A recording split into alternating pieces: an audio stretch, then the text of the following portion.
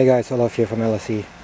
So these are two 100 watt panels, and over here I have two food grade 55 gallon barrels, and I'm doing a test run for hurricane season in case we're losing power.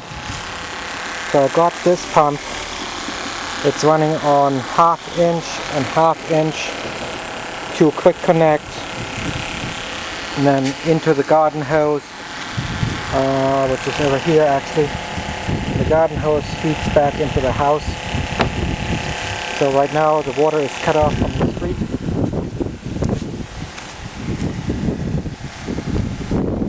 So as you can see, that pump is running on the wires over to here behind the solar panels, and it's sitting.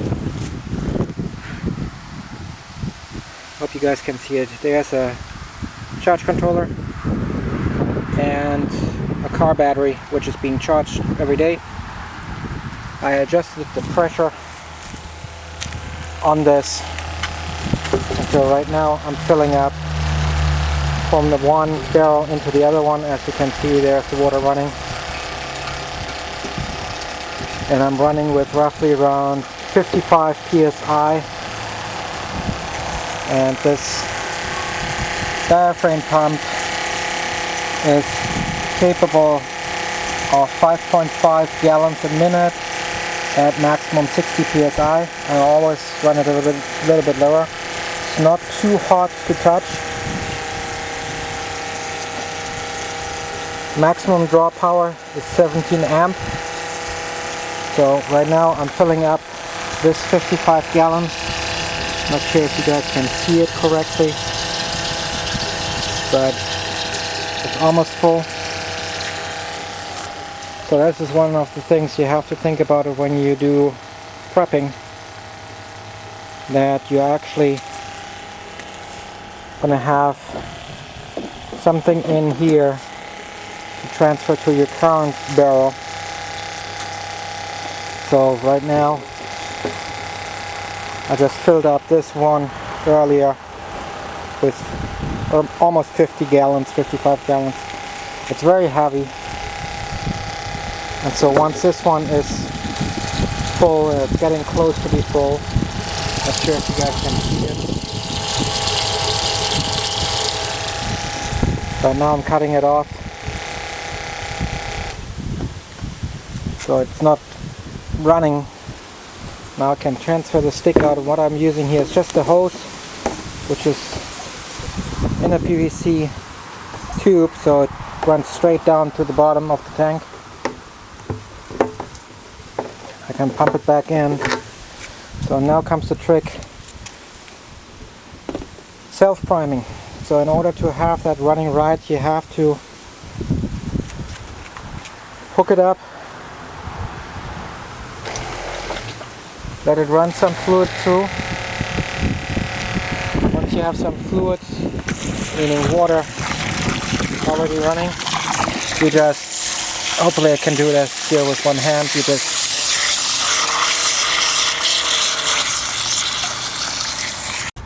alright, had to do it. So there's my quick connector.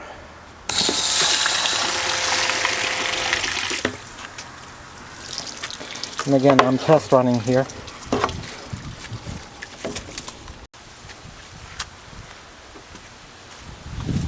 Alright, so in order to prevent that this hose comes back off, just get a hose clamp over it, put it back on, and preferably use a stainless steel. These are stainless steel hose clamps. And the importance is that you have it actually on the output side of your diaphragm pump, not on the import side. The import is just sucking in the fluid. If you cannot detach this, these are quick connects, so you can just push and pull and get it out, and push back in and lock in place. This is the best mechanism I know of, because you can quickly also replace it. So I just have these two just sitting around because I bought them from a True Value here in Lake Wales, which is running out of business. Official notice is that they are retiring. Guy who owns it is fairly old, I would say in the 70s. But pretty sure the business could have been taken over. Guess he couldn't find somebody to take over the store. So, alright, so once these are in place, you just put back in. And see that it builds up the pressure. Here on the front, I'm going to show you guys, is a little cover you can take off, which is actually a Phillips head screw, and underneath is an Allen wrench adjustable. That's the adjustable screw. As you screw in, as more pressure has to be built up in order to that mechanism to be triggered. So play around with it so that you get enough pressure built up in your system. And as you can see, I can barely squeeze this one, where this one is relatively easy to squeeze. These are webbed, so they do not collapse when you have suction on it. So that's very important. And as you see, this one, as soon as it has pressure built up, and that is the pressure throughout the whole house, it stops.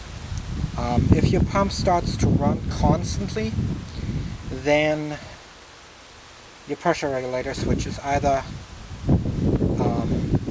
set too high and it will never exceed the high pressure, or your pressure switch itself is bad. So you have to check that by unscrewing it very loosely, checking what's going on, and then worst comes to worst, just fixing and replacing the front part, or you have to replace the whole system. But that's pretty much where we are right now, and it's working very good. We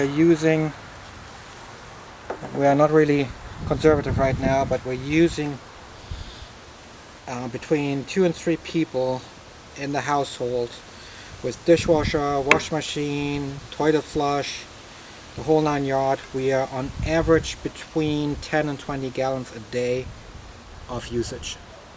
It might vary for your household, but that's what we have right now, so that gives us a fair amount of pre-calculation how much water we have to store in case of a hurricane disaster where we lose power for multiple days or even weeks.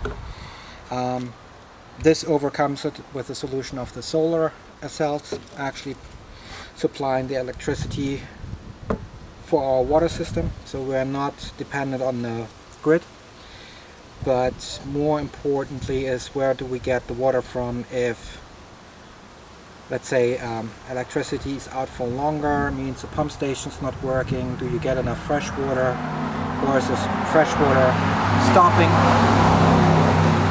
If the fresh water is stopping because of electricity no longer supplying enough and gasoline backup generators running out, then you definitely have to run on your own. This is why I'm testing this system, to see if we can survive on this. I'm in the preparation to build my own house, which is completely off the grid, to the point that we can cut power completely and live off it without a problem for months. And that's where water storage tanks come in place. I'll give you guys an update as soon as we start building. Thanks again for watching. Please like and subscribe, and if you don't mind, thumb up. Thank you.